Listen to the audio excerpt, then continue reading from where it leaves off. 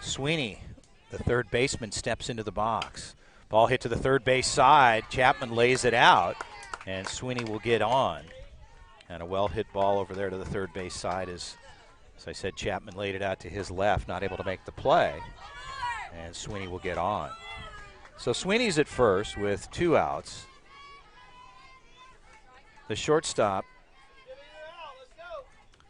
Gonzalez, the 6-hitter, steps in with 2 down.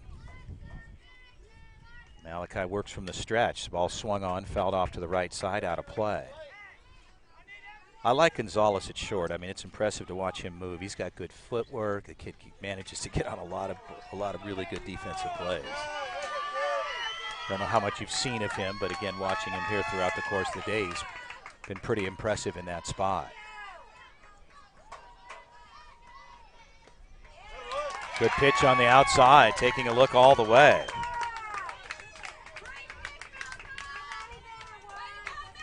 So an 0-2 count.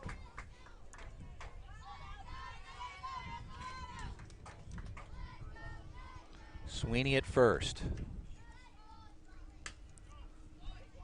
Ball to the shortstop side. They'll go the short way, and they'll get the out.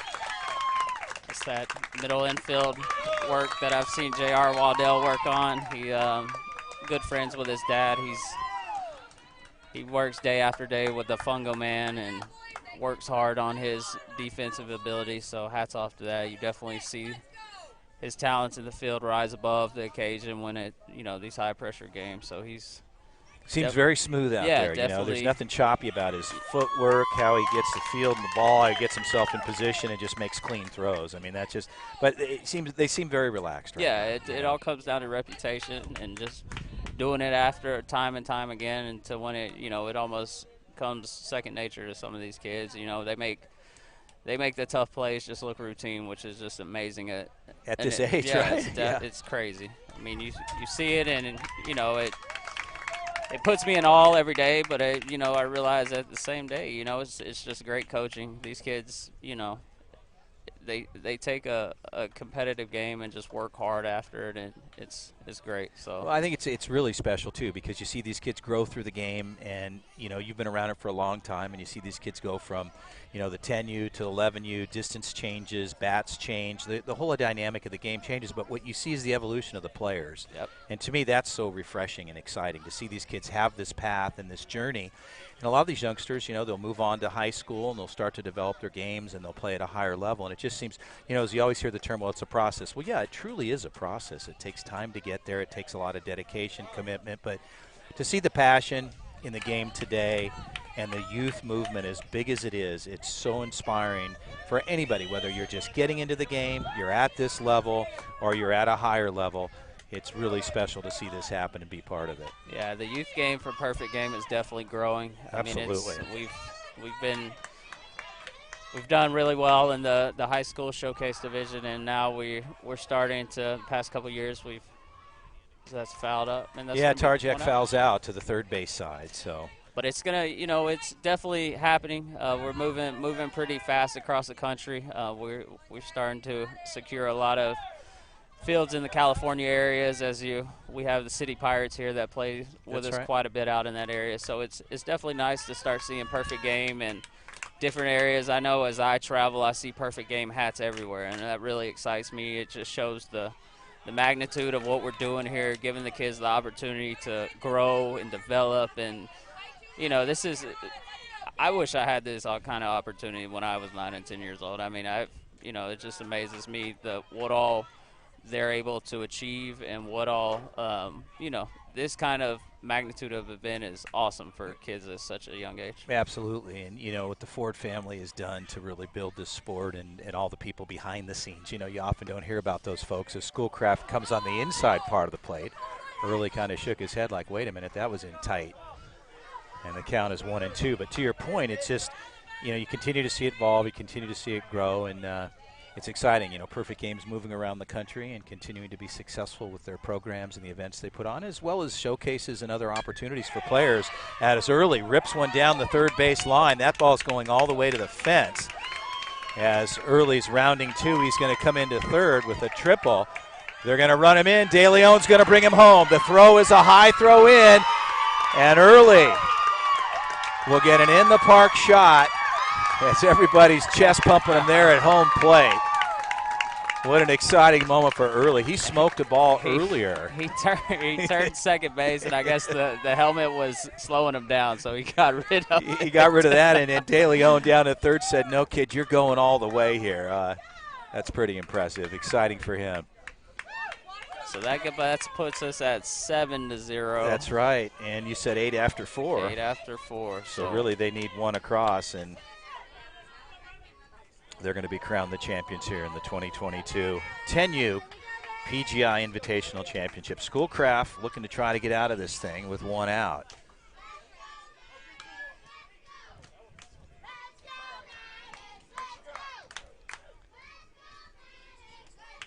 So Maddox McBride, who's had a good campaign here throughout this week, trying to keep things rolling along for the Banditos. They need one to get it finished up here in the bottom of 5. We're going to wrap this one up, and after this inning, I'm going to hop off, and I'm going to head to University of Central Florida to kick off the 9U and 12U opening ceremonies. That's going to be exciting for you, Tony, and I know we're going to be there and filming and getting some good shots with everybody, get a chance to talk to some of the families and the players coming in. It should be a great evening. I know you always do a special thing over there, so again, looking forward to that kickoff, another great week of baseball.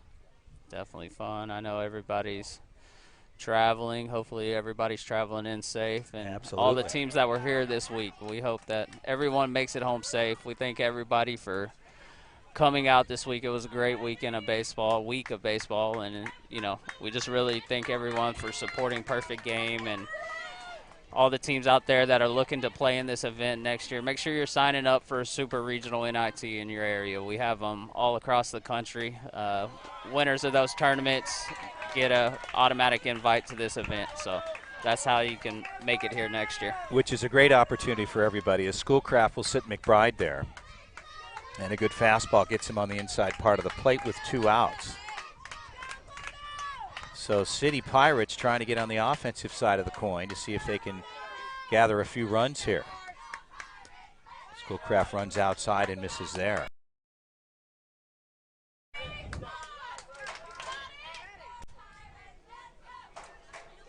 So Hurtado, lefty on lefty matchup here. Back up the middle, Hurtado gets on with a single. And the bats are hot for the Banditos here.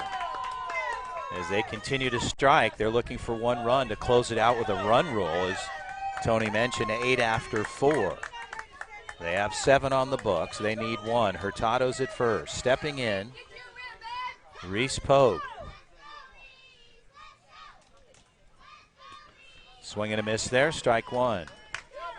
So Schoolcraft working ahead. Hurtado anchored at first base.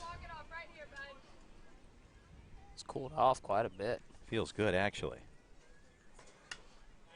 Yeah, swing fouled off to the right side.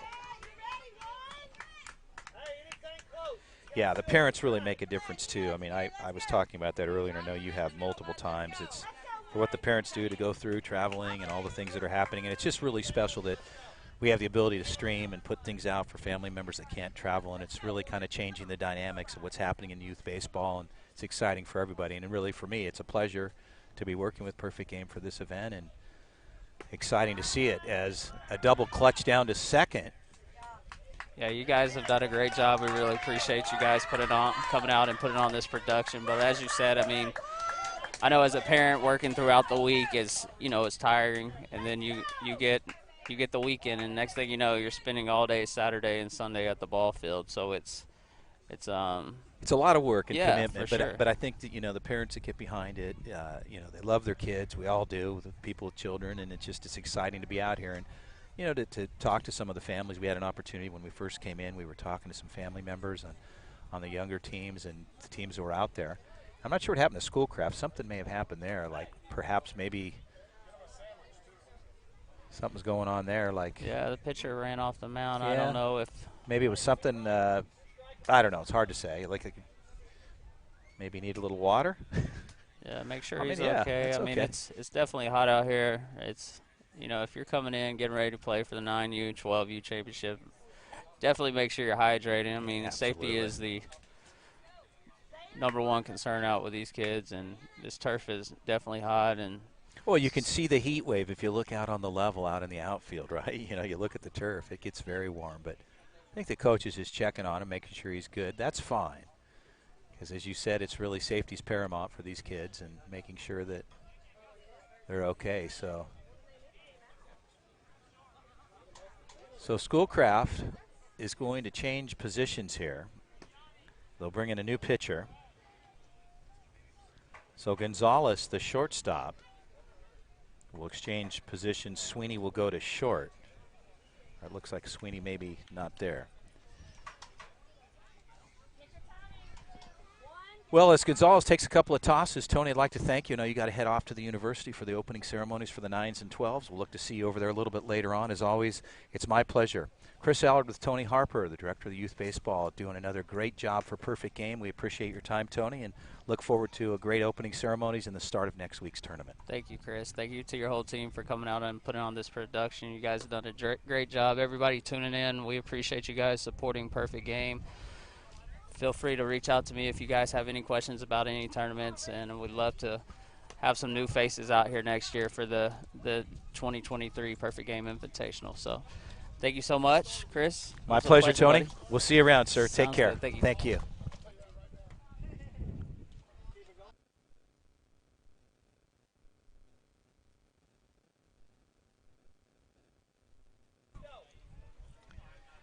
So Gonzalez takes over on the hill.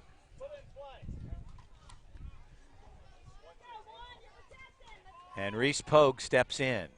They need 1 run. It's 8 after 4 is the official ruling here. And an opportunity here for the Banditos. Shortstop's in tight. Pitch on the way. Ball's hit to the first base side, correction. Back to the pitcher, they get the out. So that'll do it right there. So City Pirates will have an opportunity to get on the offensive side as they strand 1, 7-0 Banditos. We'll head to the bottom half here. Correction, top of 6th inning. Banditos leading this one 7-0. My name is Chris Out. Always a pleasure to talk to Tony. He's a great man, an outstanding director. He's got so much invested into the youth program and what he's done to continue to promote it and build it up as he has. And as he mentioned, it's great to see new faces and new players come onto the scene here for Perfect Game. And as you mentioned, you have opportunities in 2023 playing within your region. Check things out at perfectgame.org on the super regionals and NIT events that allow you to qualify and compete and earn an opportunity and be in a position to participate in a championship event like the PGI Invitational, which really are the best in the business. Again, as Tony mentioned, and we've said a few times, you have to qualify to get here. So the best teams and the best competition in the country as seen here on display today, as well as what's forthcoming with the 9 and 12U. Tarjak fires down to second base. Boston ready to go. Our head umpire, Opreza, says, okay, we're ready to go. Coach heads down to the third base side from the Pirates club. Blackwell steps in. Quentin trying to get something started. They need 1 to force it. And a big cut there to the left side, fouled out. The count is 0-1.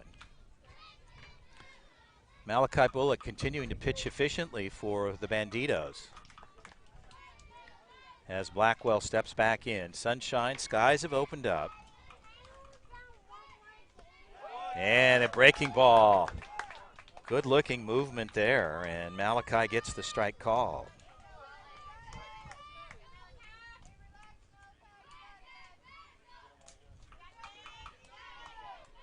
As we work through some of the technical challenges, we'll certainly get that taken care of. As a blooper to the third base side, the ball's got a lot of spin on it. And Chapman not able to make a play there. The ball had backspin on it as Chapman had moved forward from the third base side and just couldn't get a handle on it. So Blackwell gets down to first.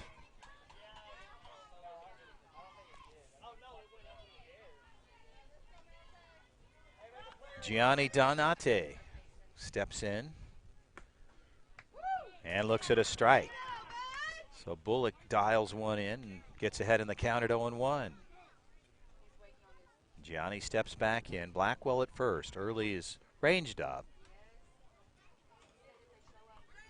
Runner goes. Throw down to 2. A good arm. The tag is there. And the out is recorded. So Boston fires a bullet down to second base. And Blackwell gets picked trying to steal a bag.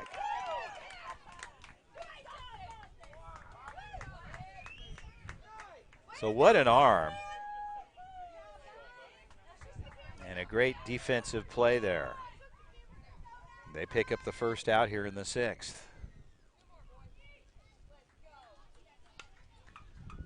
Check swing there.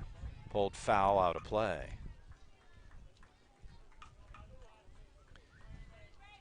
One-two count to Gianni Donati. The 8-hitter, trying to keep things going here for the Pirates. Ball outside.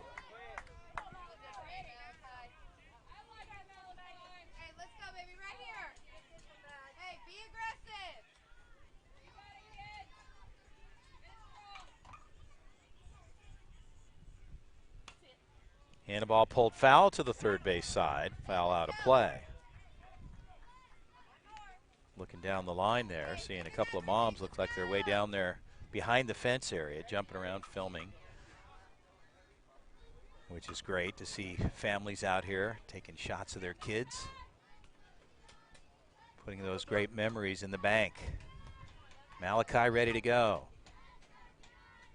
Gianni ready to go. Pitch on the way. Ball's hit to the shortstop side. A one-hopper, a good gather there. Throw across to early, and the out's recorded.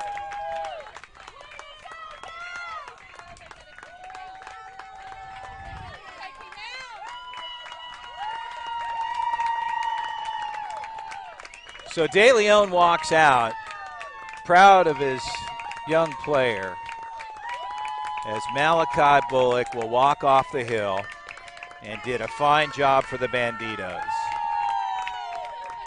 So a lot of happy parents here on the Banditos side. Very grateful to see that happen as De Leon's going to make a couple adjustments here. He brings in the right-hander.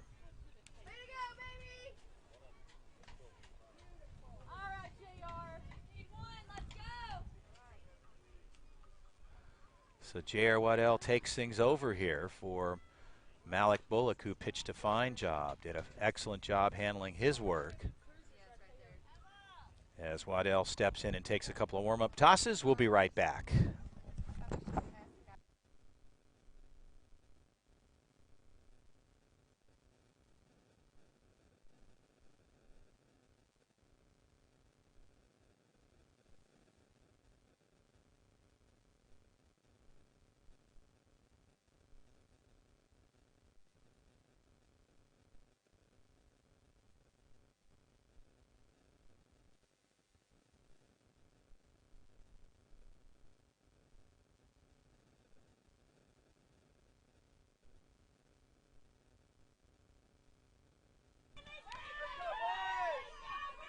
So Waddell steps in to take over for a fine job by Malachi Bullock.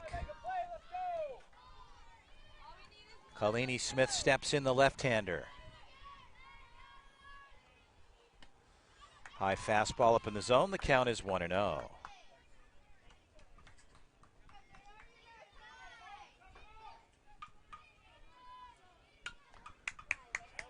Ball's hit to the left side, out of play.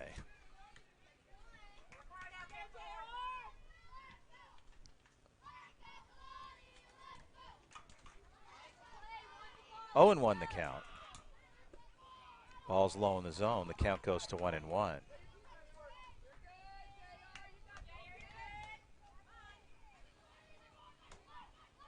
2 outs.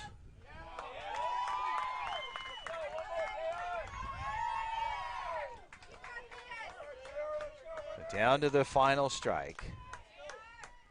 As Waddell ready to go. Pitch on the way. Ball's hit to the third base side. A good gather at 3. They crow across. Early gets the out. And the Banditos are your champions. So celebration is underway at the pitching mound. So Waddell comes in after a gem pitch by Malachi Bullock. And the Banditos 10U De Leon are champions here at the PGI Invitational. So a celebration underway. A great finish for the City Club, the City Pirates out of California, doing an outstanding job. So some happy parents here as everybody comes to the home plate. And they're celebrating here. The sportsmanship will unveil itself here with the City Pirates shaking hands, and that's really what it's all about. At the end of the day, it's about these young kids playing a game.